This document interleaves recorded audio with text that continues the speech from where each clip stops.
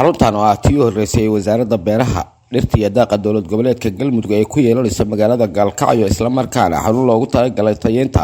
beeralayda iyo daaqsatada ayaa waxa maanta si rasmi ah magaalada Gaalkacyo uga dhagax dhigay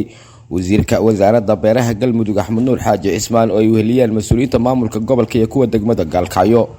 duqa degmada Gaalkacyo Cabdiraxmaan Sheekh Xasan Jimcaale ayaana ugu horeyn ka hadlay ahmiyadda xaruntan ay u leedahay beeralayda iyo daaqsatada gobolka Mudug ka degmo ahaan waan soo dhaweynaynaa xaruntan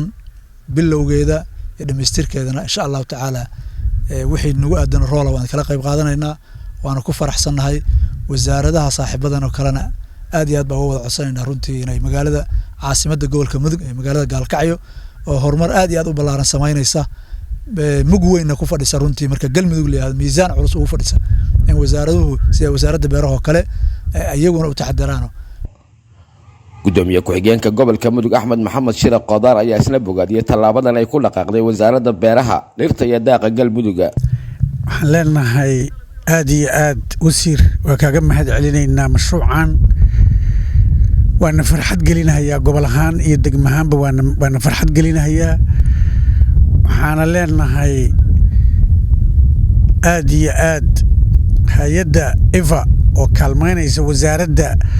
mashruuca sida ay maamulka iyo mas'uuliyiinta ay ula shaqeynayso wasaaradda ugu dhex jirtana waa mahadcelinaynaa maalgelinta ay ku sameynayaan gobolka degmada Gaalkacyana ayadana waa uga mahadcelinaynaa waxaan leenahay dadweynaha ka faa'iideysta ugu dambeynna wasiirka wasaaradda beeraha dhirta iyo daaqa dowlad goboleedka Galmudug Axmed Nuur Xaaji ayaa isna sheegay inay wasaaraddu u taagan tahay u adeegista beeralayda iyo daaqsatada isla markaana xaruntani ay wax weyn ku soo kordhin doonto sare u qaadista beeralayda iyo daaqsatada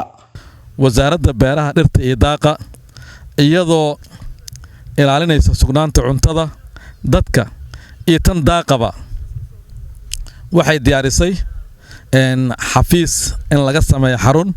degmada Gaalkacyo oo ah runtii meelihii ugu weynaa xoolaha ugu badan ay ku nool yihiin Galmudug marka sidaa aawadeed beeralayda aadka u dadaasheen ay degan yihiin oo runtii arrimaha beeraha meelihii ugu horeeyay ee horumarka ballaaran ka sameeyay ay tahay degmada Gaalkacyo ee waxyaabaha lagu faana ee hormuudka u ahaa runtii Galmudug inay beera leedahayna ay ahaayeen reer Gaalkacyood sidaa aawadeed waxaan qorsheynay xaruntii ugu horeysay ee wasaaradda in laga dhiso degmada Gaalkacyo xaruntan waxay noqon doontaa mid u adeegta wasaaradda beeraha dhirta iyo daaqa iyadoo ka shaqeynaysa insha Allah si adkaysi loogu sameeyo beeralayda iyo daaqsatadaba lagana warqabo oo xafiis dadku u dhow u shaqeeya u adeego u noqdo xafiiskan waxa kale oo aan leenahay reer Galmudug runtii waxa kaliya ee dadkan dalkan ay ku hormari karaan waa inaad beerihiina Cabdirasaaq Maxamed Axmed warbaahinta qaranka Soomaaliya Gaalkacyo.